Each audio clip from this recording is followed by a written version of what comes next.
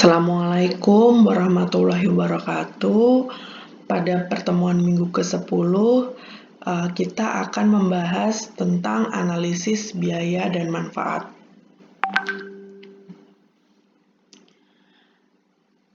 Jadi, valuasi ekonomi yang kita pelajari itu bertujuan agar sebuah rencana konservasi itu dapat berkelanjutan, yang artinya dapat menunjukkan manfaat yang dihasilkan oleh ekosistem dan bisa meningkatkan manfaat, menghindarkan dari kerugian yang dapat diberikan oleh pelestarian ekosistem pada pemangku kepentingan.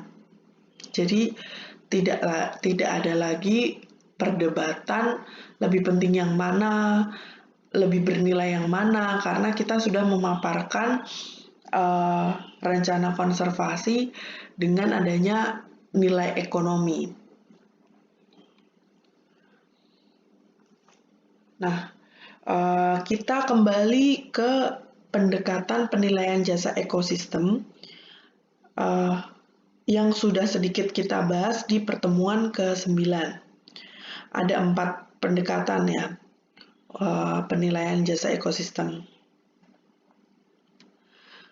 Yang pertama, menentukan nilai total dari arus manfaat dari sebuah ekosistem atau nilai aliran total manfaat.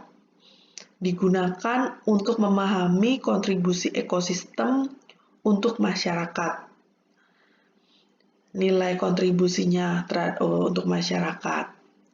Nah, gimana cara melakukannya?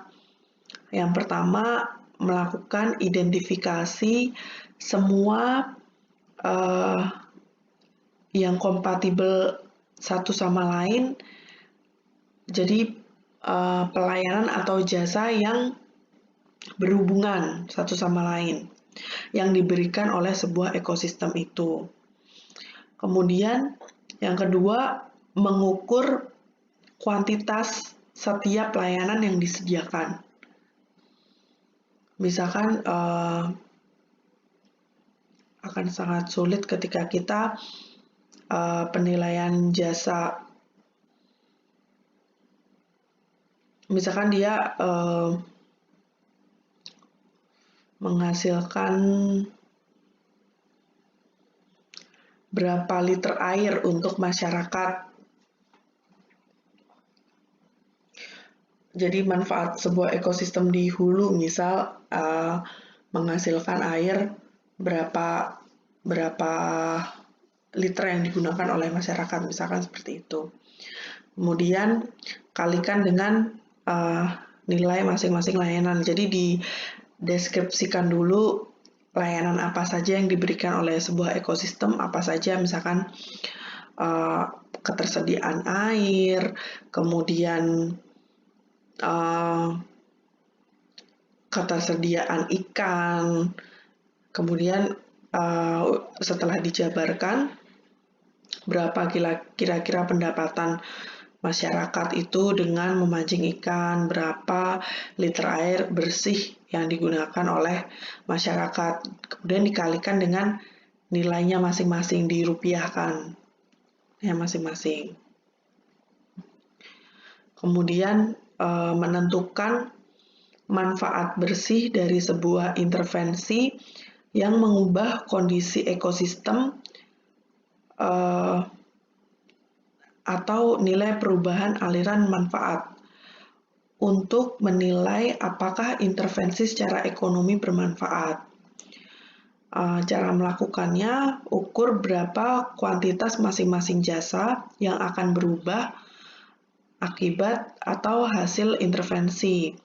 Kemudian dibandingkan dengan kuantitas tanpa intervensi. Jadi ini sebelum dan sesudah. Nah, ketika kita udah bisa penilaian seperti itu ya, perkiraan namanya. Perkiraan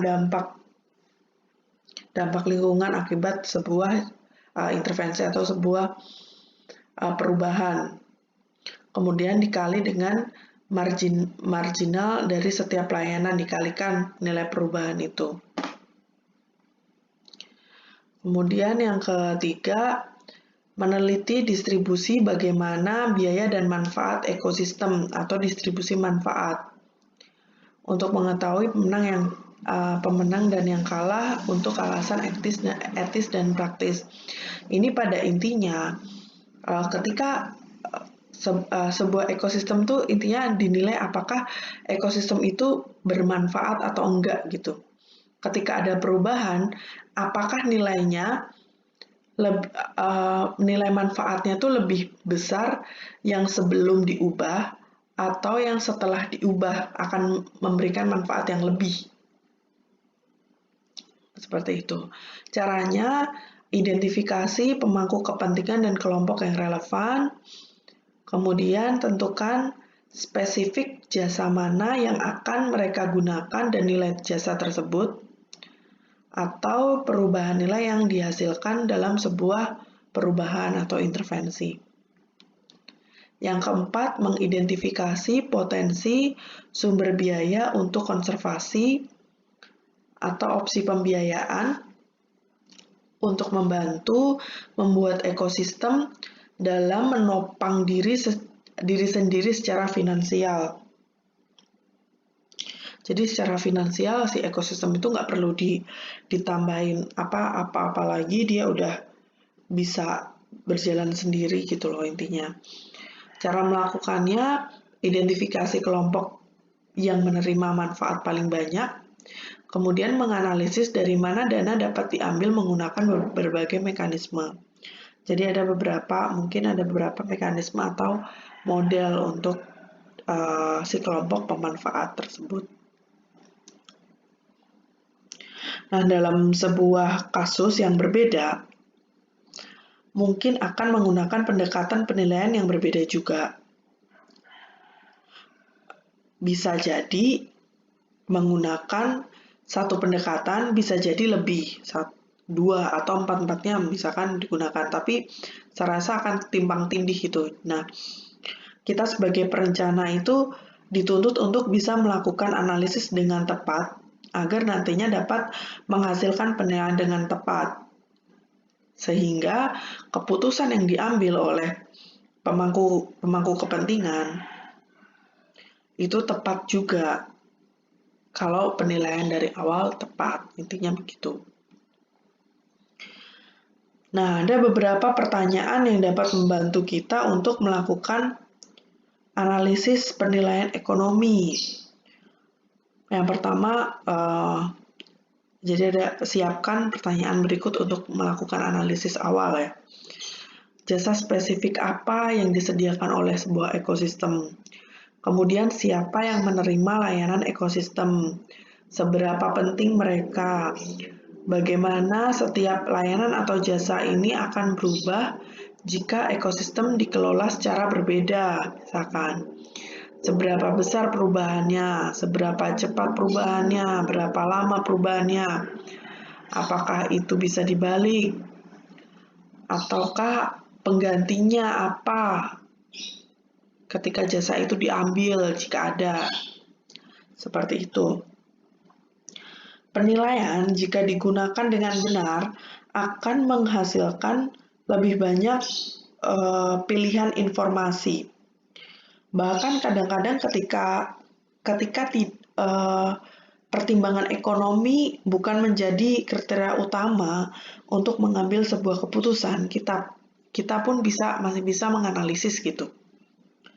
Penilaian ini dapat membantu untuk menyusun cara berpikir tentang konservasi, mengidentifikasi kesenjangan informasi penting, dan memperjelas hubungan antara proses ekosistem dan kesejahteraan manusia. Jadi tidak hanya faktor lingkungan aja yang dipentingkan, tetapi kemanfaatannya terhadap manusia atau kesejahteraan manusia, nilainya yang dipentingkan gitu.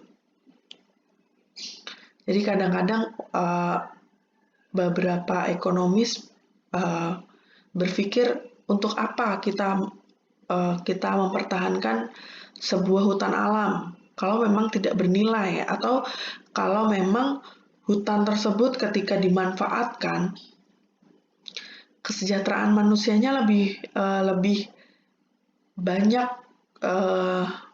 nilainya daripada mempertahankan hutan itu. Jadi intinya membandingkan, menganalisis mana yang lebih bermanfaat, mana yang lebih bernilai. Nah, di pertemuan minggu ke-11, kita akan membahas contoh studi kasus untuk menentukan model penilaian biodiversitas.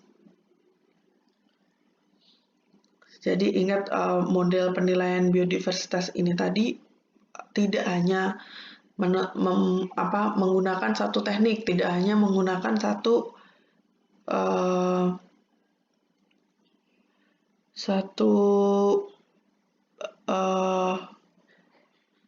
pendekatan. Ini bisa ada beberapa pendekatan yang digunakan. Intinya mengumpulkan informasi sebanyak-banyaknya. Siapkan saja pertanyaan-pertanyaan ini untuk menentukan metode apa yang akan kita gunakan. Seperti itu. Nah, materi untuk model penilaian biodiversitas sudah habis. Silakan jika ada yang ingin didiskusikan, tinggalkan kolom komentar. Untuk pertemuan minggu ke-11 kita akan membahas studi kasus, kemudian akan membahas tugas besar yang akan dilakukan masing-masing individu karena hanya 10 orang. Tugasnya mungkin individu atau misalkan kelompok mungkin 2 orang saja. Terima kasih. Sekali lagi silakan jika ada yang ingin didiskusikan silakan di kolom komentar atau kita bahas di pertemuan minggu 11. Terima kasih. Assalamualaikum warahmatullahi wabarakatuh.